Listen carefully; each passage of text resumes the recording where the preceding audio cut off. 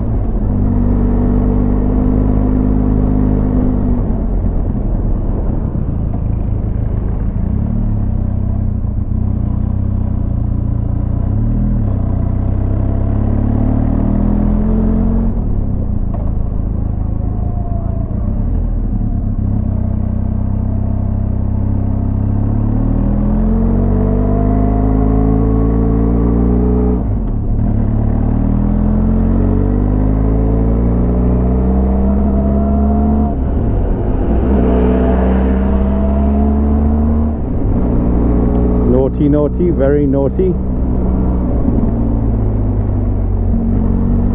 That was me, by the way, not the oncoming traffic. They were in there. They're being very sensible.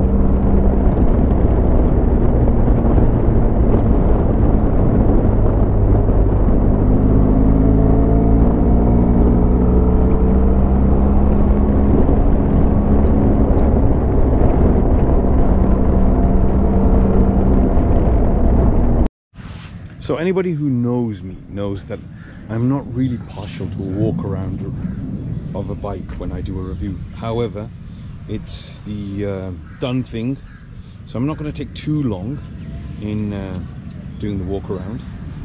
I think for me anyway, reviews are good when you're on the bike and you're feeling every plus and minus, every advantage the bike offers and disadvantage. So that's how I see it. But I will give you the specs on the video. I will give you the wheelbase, the movement of the front forks and the rear suspension, the monoshock. I will give you lots of details that people like to gather, but I will also give you a first-hand experience of riding this in all types of terrain. And I think for me, that's what appeals when I see a review. So, TRK 502x, a Benelli made in China with an Italian name. Interesting, wouldn't you think? Wouldn't you say? Well, I certainly do. It's a big bike for a 500cc. I've mentioned that before.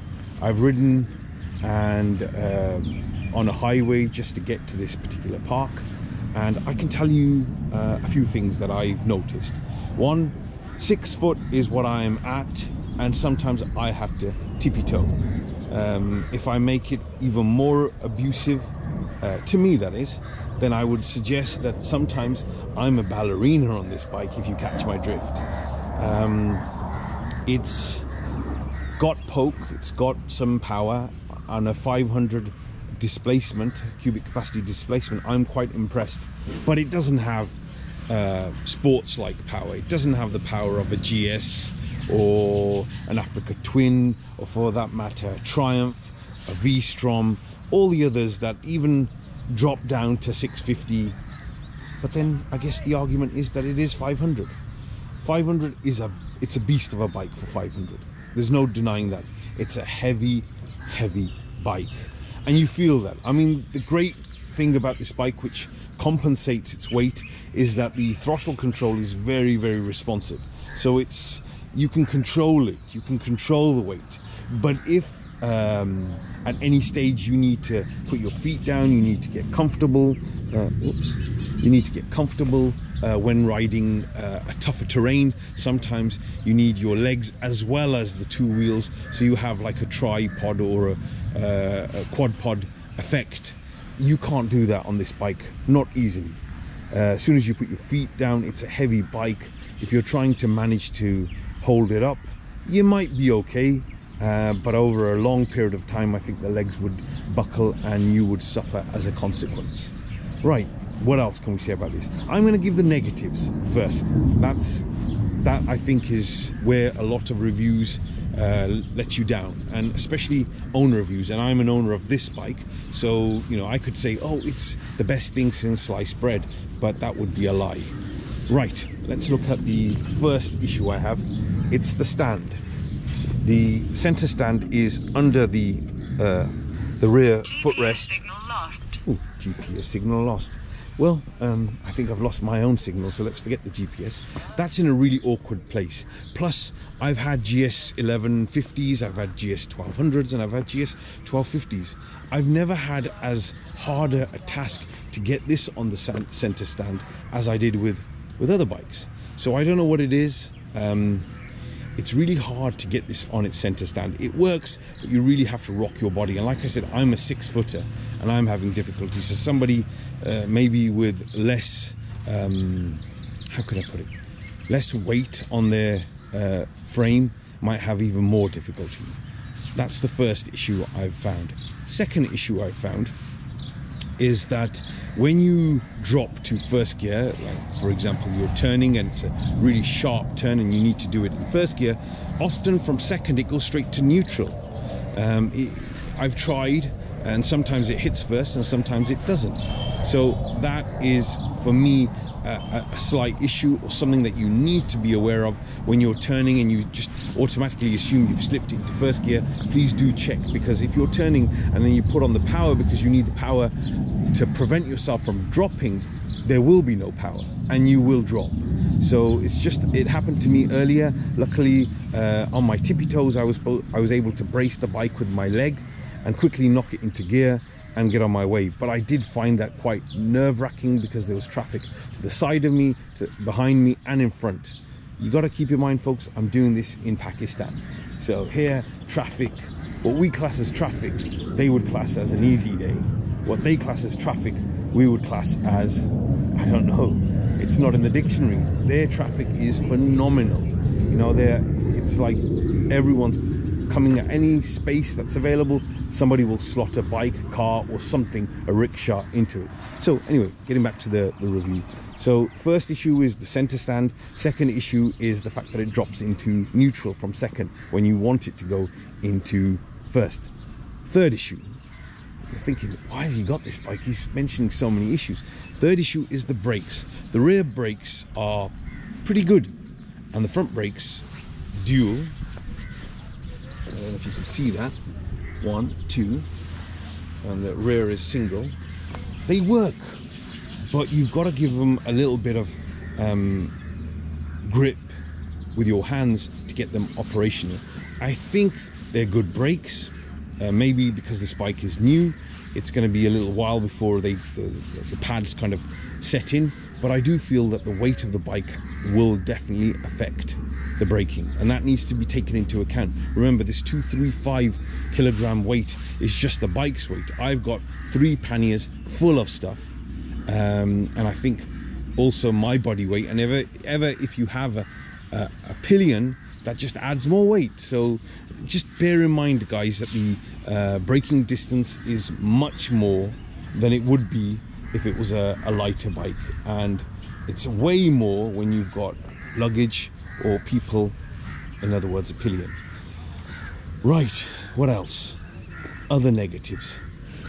The other negative I have, it's you know, it's a nitpicking point really. It's not a major point, but you have a USB and it's set in the fairing now, which is fine, but I think they could have done a little bit better. Either have one USB there and one on the other side, because often you've got more than one device that you're trying to charge, especially if you're on an adventure and you're going out for several days.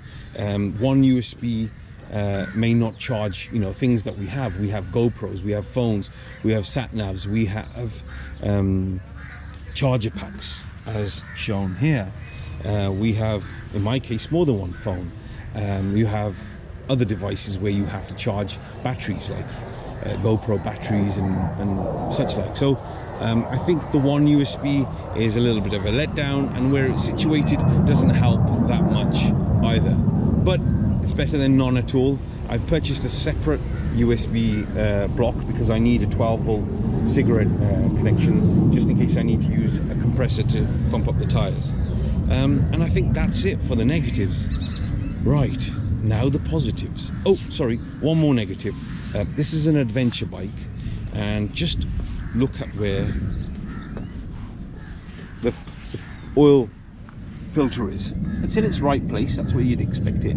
There is a skid plate underneath to protect it, but there's nothing to protect the front, and I think it would have been so much easier if they had taken that and bent that further up so it protected the filter. So to me, oops, I think I should show you as a close-up, that is a little design fault.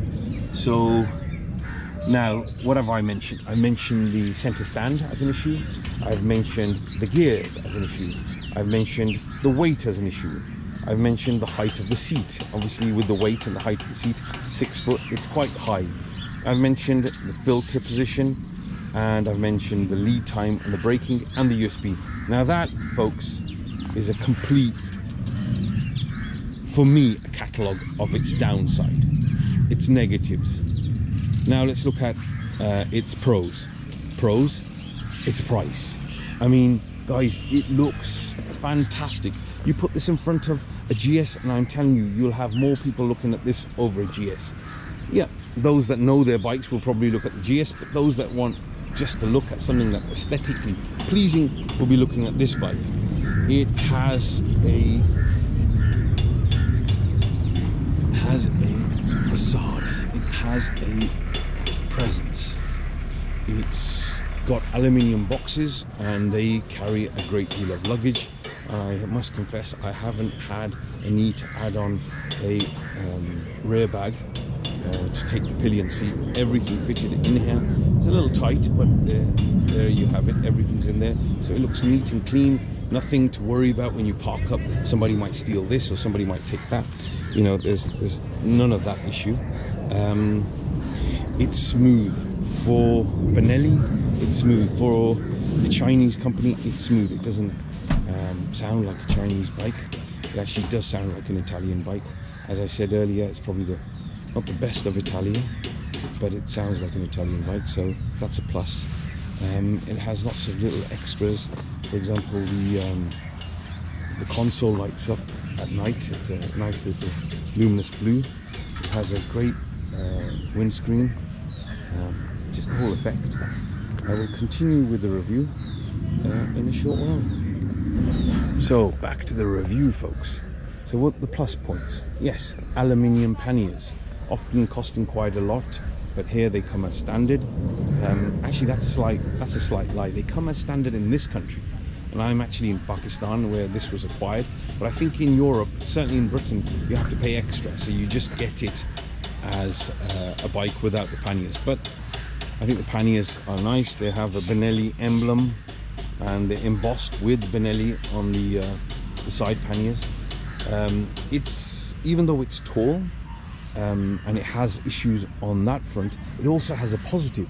This is a bike that a 6-footer can stand on without having to bend his back forward. So you can have a straight back, stand on this, and you feel extremely comfortable. No handlebar risers, no nothing required. For a 6-footer and possibly even a 6'1", 6'2", you can stand on this and ride very comfortably. Engine is protected by standard guards, but I know that you can buy something that wraps around and is far better than this, but even this is quite good. Like I said, the aesthetic look is quite impressive. It looks like a beast of a bike, and if you ride it sensibly, it's a beast. It really is a beast. But if you ride it like you want to ride a GS 1200, you're going to be somewhat disappointed. But you know, it has mono suspension with adjustable mono suspension, and I believe the front forks are also adjustable, inverse front forks. What else? The sound. I'm going to give you the sound. The sound of the motorcycle is nice. It starts really well. It's very nimble for a big bike. I have to add that along with great throttle control, it's extremely nimble, and that on a big bike is quite hard to digest, because often you think bigger bike, it's not going to be nimble. It hasn't got a short wheelbase. It seems quite a long wheelbase, but it's nevertheless very nimble. Cluster meter, whatever you want to call it, your dash, it's quite nice. It's not something that you'd write home about, but it's pleasant. If I start this up, that's the sound of the exhaust. Not a bad sound. Remember, this is an adventure bike, not a sports bike where you'd expect a beautiful sound. It's probably still hot, so I can. It sounds good. What else? I have the Leoncino, which I have done a review on, and what I was really surprised about this bike is that this, even though it's heavier, it's more fuel efficient than the Leoncino, and it's more pokier. It's faster than the Leoncino, even though it's that's 170, so 65 kilograms heavier. I don't know what magic Benelli have done to have those figures stack up the way they have, but those figures have been confirmed by other YouTubers who have checked and actually done physical checks racing these bikes with others in the Benelli range, and it was proven to be right. So one of the plus points is that I put a nice little TRK sticker. One of the bad points is that if you don't, the way the tank is, you will scratch it, whether you wear a belt or not. Your zip will scratch it, something will scratch it, so you need to put that. Another plus point, it's a 20-litre tank, so it really is built for adventure. It's fuel efficient because it's only 500cc, and it's got 20 litres, so you can actually take this and get a lot of mileage out of a full tank. And that helps in places like Pakistan, where you don't always get the best fuel everywhere. So if you're leaving a city and you take on good fuel, you can take full 20 litres and it'll get you a fair distance. So that's a really good plus point. It's got Metzeler tyres. That's and they're Torrance Metzeler tyres, so they're really good tyres. They haven't scrimped on the tyres at all. And you have that standard Benelli chassis, that lovely effect that they put on a lot of their Benellis. Really, I know I've mentioned a lot of the negatives because I really wanted to be fair in this review. I think too many people either borrow a bike and then sing its praises, or if they own a bike, they sing its praises because they own it, and they don't want to look foolish in talking about a bike they've bought and mentioning its negatives. But on this one, I would say that though there are a few negatives, well, quite a few, there are quite a few positives as well. And I'm afraid the jury's still out. I can't really give you a conclusive answer whether it's an overall plus or a minus, but it's an interesting bike, and I think I'm going to enjoy the journey ahead, and hopefully by the end of it I might be able to give you a more conclusive answer.